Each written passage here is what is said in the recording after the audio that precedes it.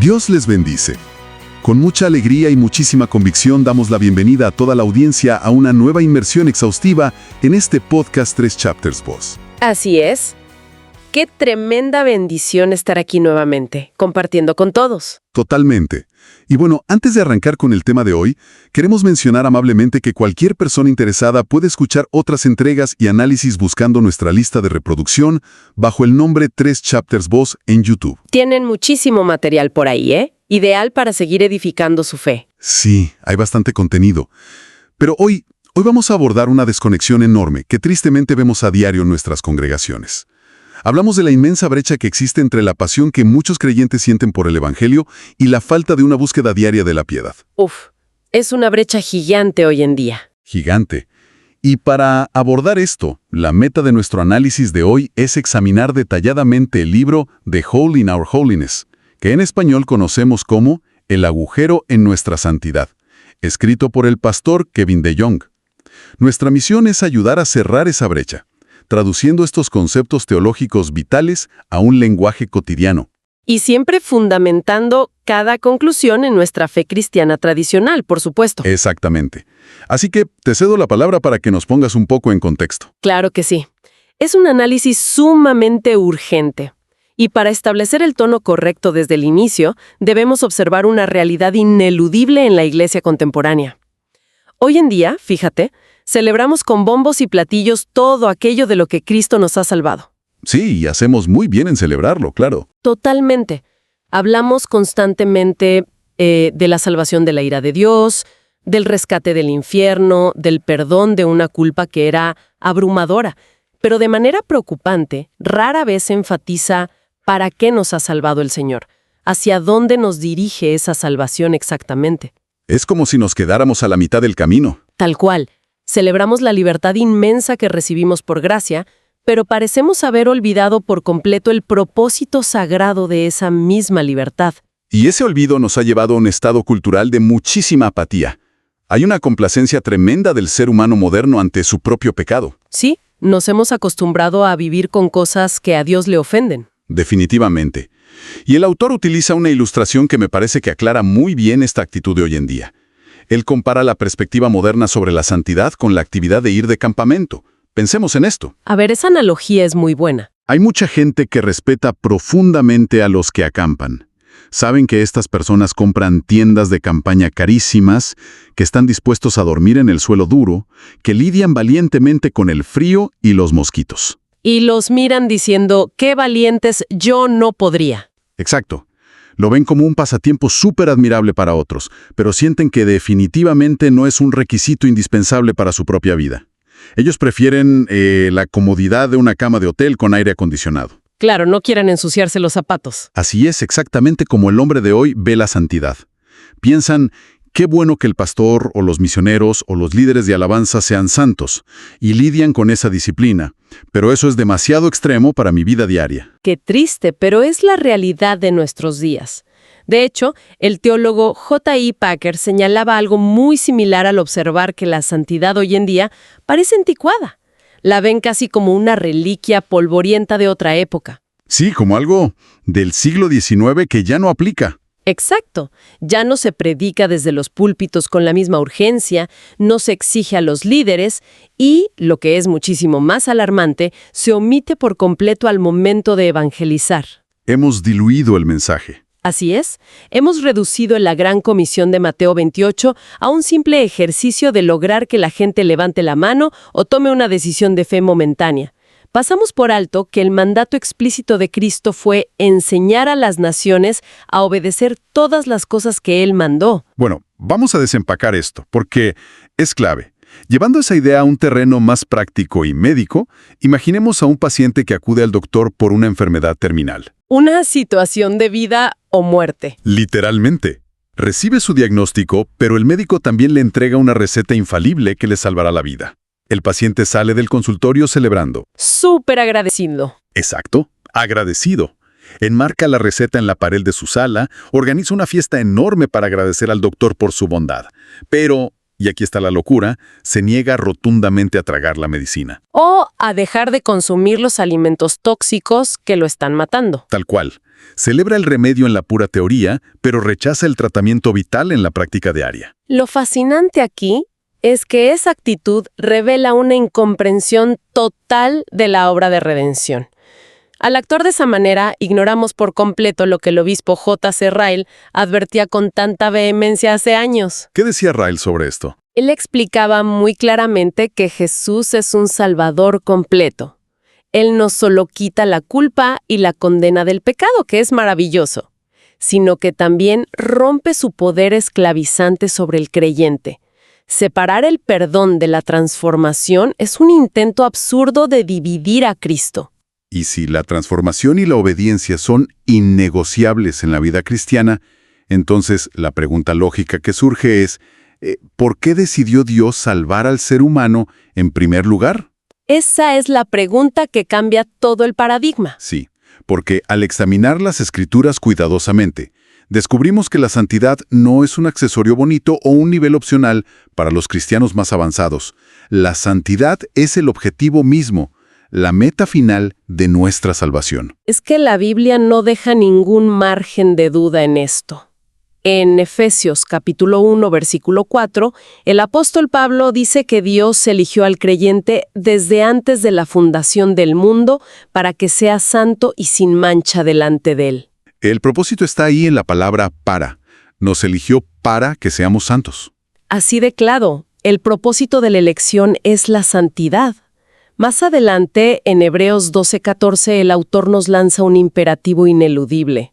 Nos dice, buscad la paz con todos y la santidad, sin la cual nadie verá al Señor. Sin la cual nadie verá al Señor. Eso tiene un peso inmenso. Si un creyente sincero escucha eso, fácilmente podría caer en la desesperación al mirar sus propios fracasos cotidianos. Claro, uno se mira al espejo espiritual y dice, estoy perdido. Exacto. Pero el material de DeYoung hace una aclaración pastoral que me parece vital.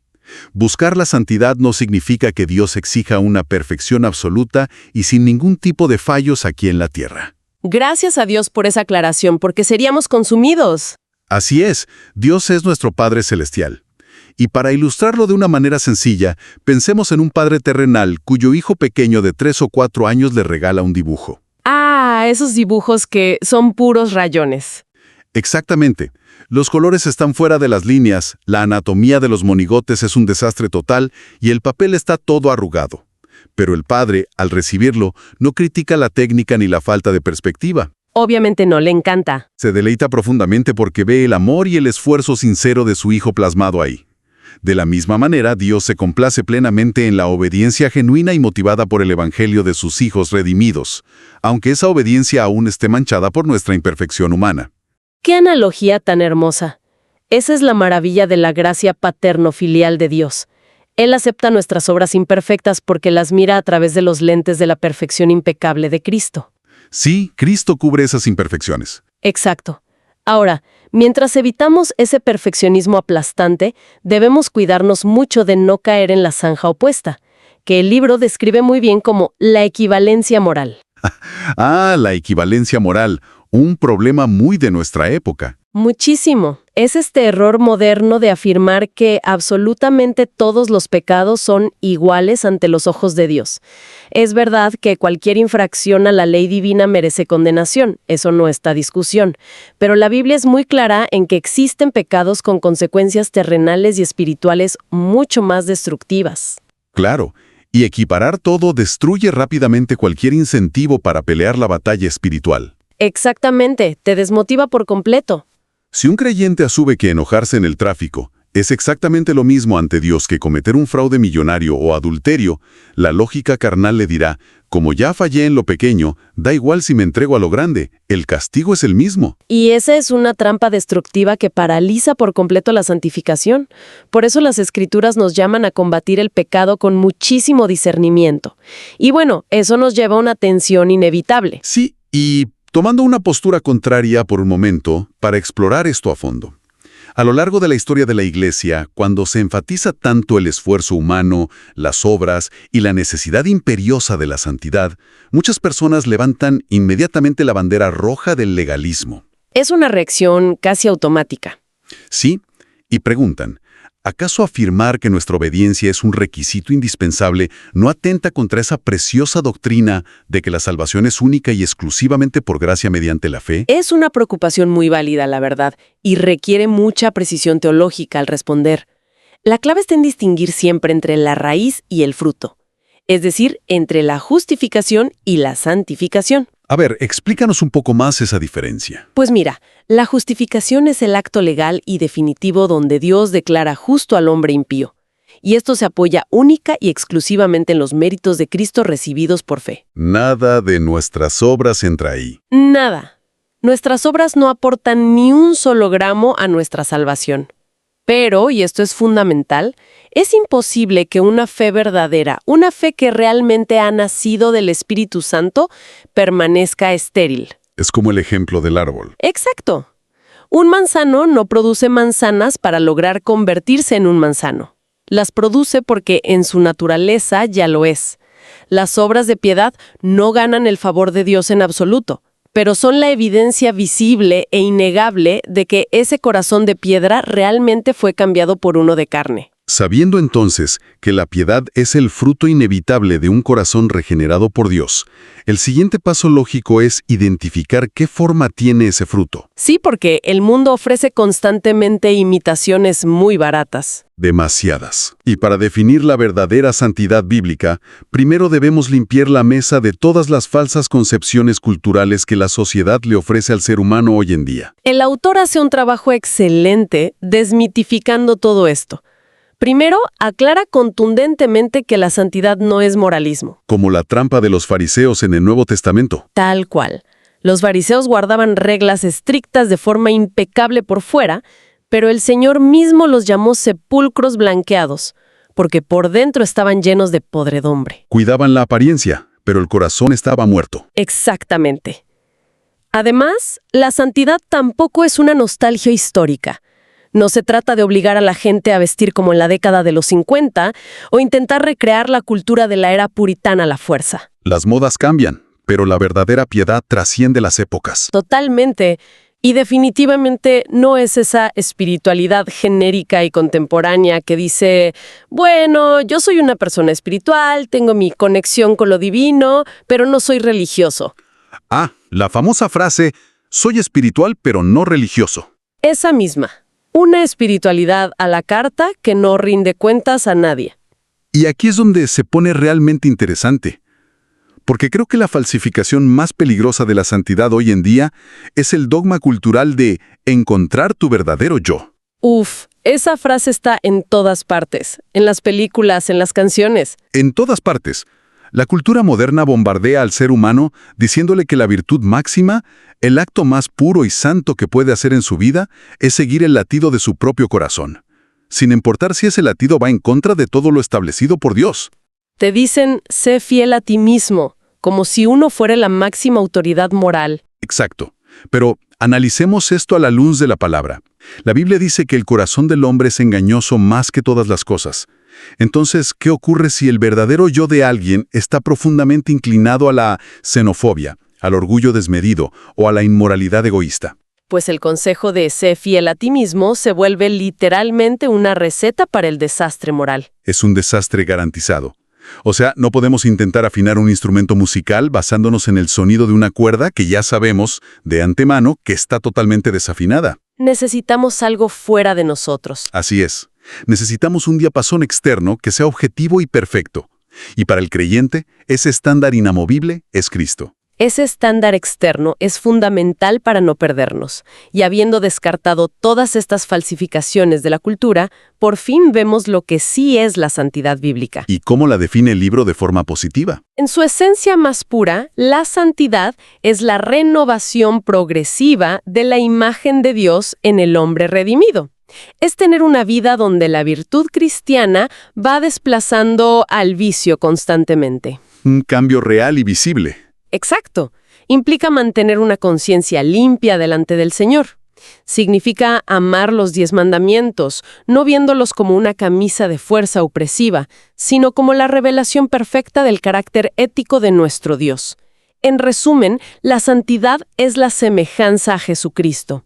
Es amar profundamente lo que Él ama y detestar lo que Él detesta. Una vez que reconocemos que Cristo es esa melodía perfecta que debemos tocar en nuestra vida, nos damos cuenta de que necesitamos una partitura clara y, sobre todo, fuerza en los brazos para sostener el instrumento. La fuerza es indispensable. Sí.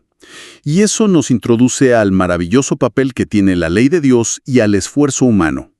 Hablamos del sudor genuino que implica el proceso de santificación. Porque requiere sudor, no es automático. ¿No lo es?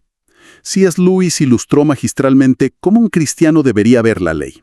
Él comparó el deleite en los mandatos de Dios con la inmensa alegría de un peatón. Esa comparación de Lewis es brillante. Sí. Imaginemos a un peatón que ha estado caminando de noche, perdiéndose en la oscuridad y tropezando repetidamente en un campo lleno de lodo resbaladizo. De repente, después de mucho batallar, siente el pavimento sólido y firme bajo sus zapatos. El alivio es inmediato. El alivio es enorme. Pues la ley de Dios es así. No es una prisión que nos quita la libertad, es el camino pavimentado que nos saca del fango del pecado donde estábamos atrapados. Y ese camino pavimentado nos da firmeza. Pero caminarlo cuesta arriba requiere motivación diaria. La Biblia es como un botiquín lleno de medicinas espirituales para impulsar nuestra obediencia. ¿Cuáles serían algunas de esas medicinas? A veces, lo que nos mueve a obedecer es el simple sentido del deber hacia nuestro Creador, porque Él es Dios y nosotros no. Un deber santo. Exacto. Otras veces nos motiva una inmensa gratitud al meditar en el sacrificio sangriento en la cruz. En otras ocasiones es el anhelo glorioso del cielo, o el santo y reverente temor del Señor, sabiendo que Él disciplina a quienes ama.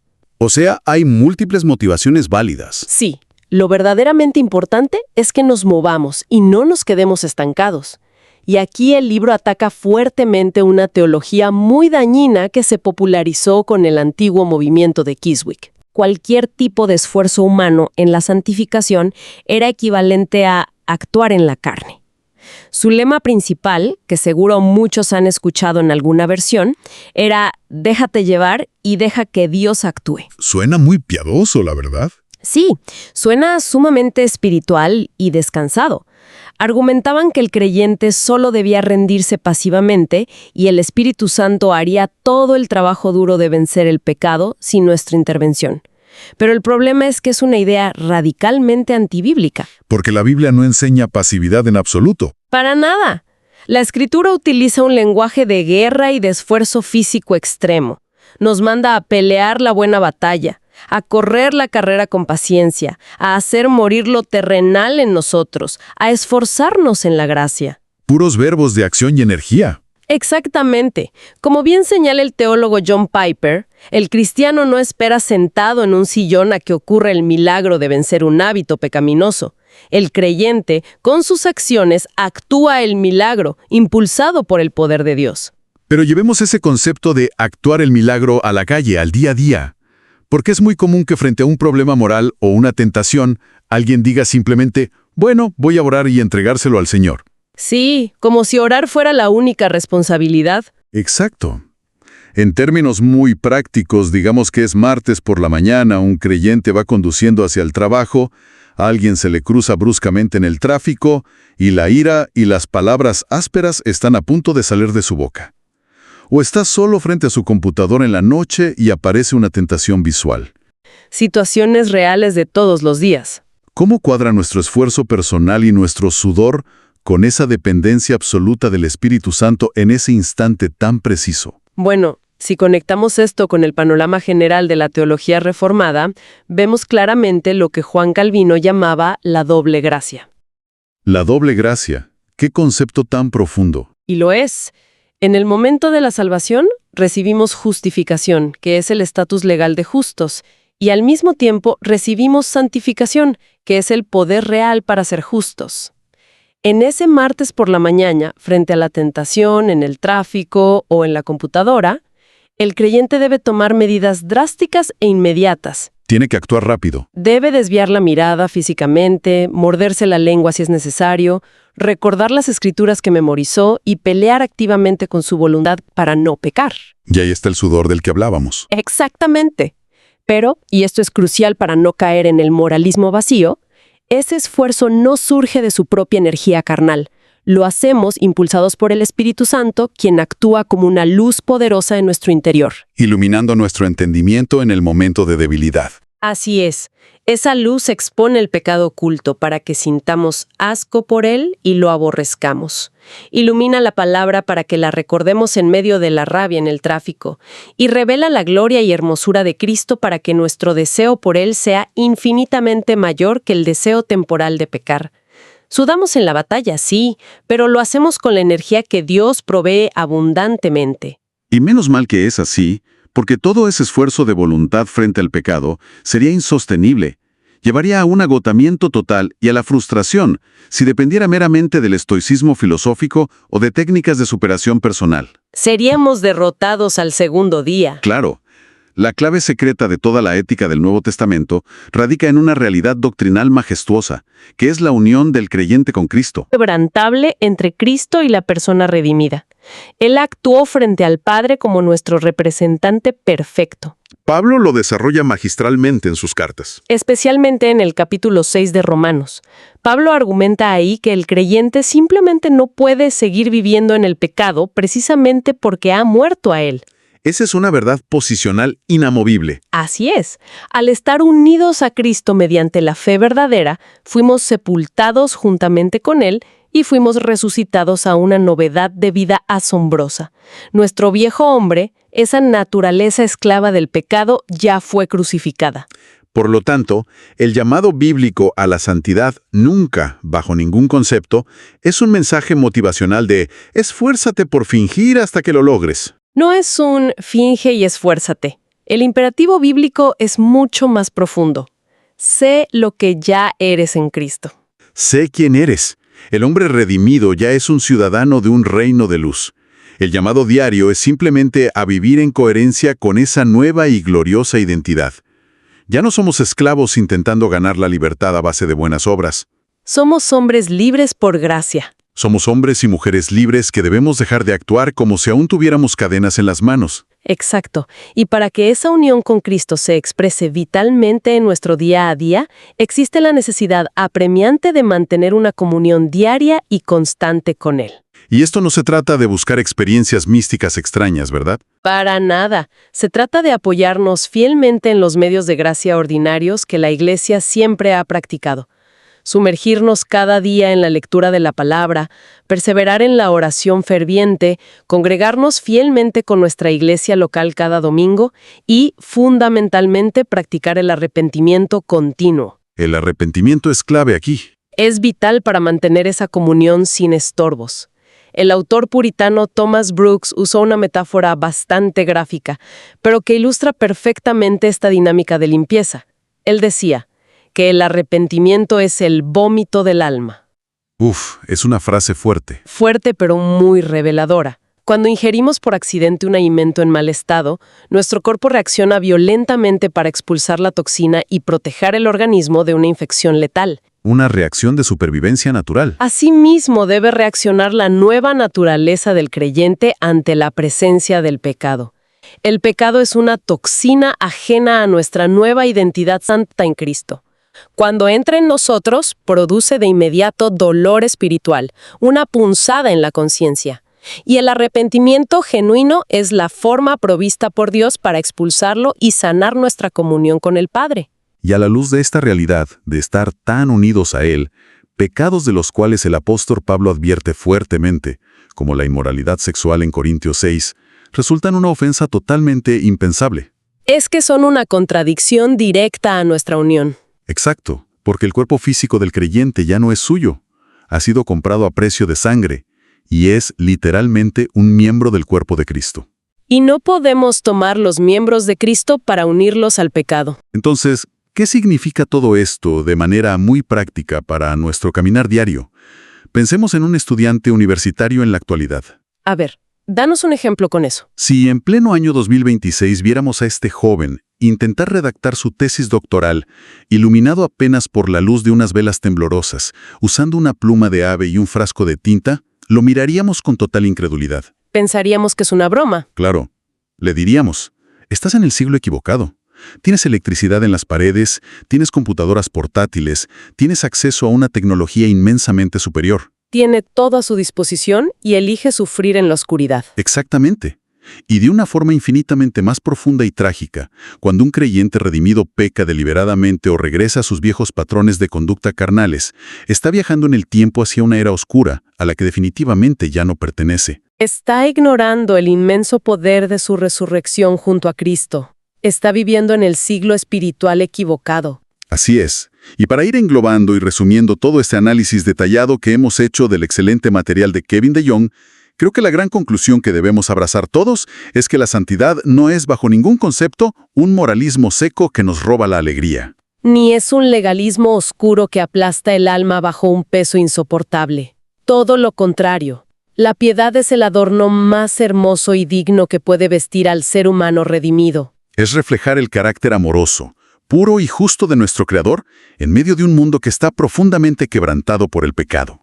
El material de DeYoung cita a Robert Murray McCheyne, ese devoto y joven predicador escocés que impactó a tantos, y su afirmación resume perfectamente nuestra vocación diaria. McCheyne decía, «La mayor necesidad de mi gente es mi propia santidad». ¡Qué carga de responsabilidad tan hermosa! El mayor servicio, el regalo más grande que cualquier creyente puede ofrecerle a su familia, a su congregación y a su comunidad, no son sus talentos innatos o su gran elocuencia. Es una vida profundamente santificada y rendida al señorío de Cristo. Esa frase confronta cada área de nuestra vida, recordándonos que nuestra piedad personal, o la falta de ella, afecta profundamente a los que nos rodean. Y mientras meditamos en el valor incomparable de la piedad aquí en la tierra, y a la luz de todo este material, surge un pensamiento sumamente provocativo sobre la eternidad, algo que queremos dejar para que nuestra audiencia escudriñe en sus propios corazones. Es un pensamiento que realmente sacude las prioridades, la verdad. Sí. Pensemos cuidadosamente en esto. Si las Escrituras nos revelan de manera sistemática que el cielo es un lugar de absoluta, radiante y perfecta santidad, donde Dios Padre es 3 veces santo, donde los ángeles adoran en santidad incesante y los redimidos han sido perfeccionados en santidad inquebrantable, donde no entrará ninguna cosa inmunda jamás. Exacto. ¿Qué nivel de gozo real podría experimentar en ese lugar una persona que pasó absolutamente toda su vida terrenal despreciando, evadiendo, criticando y burlándose de la santidad?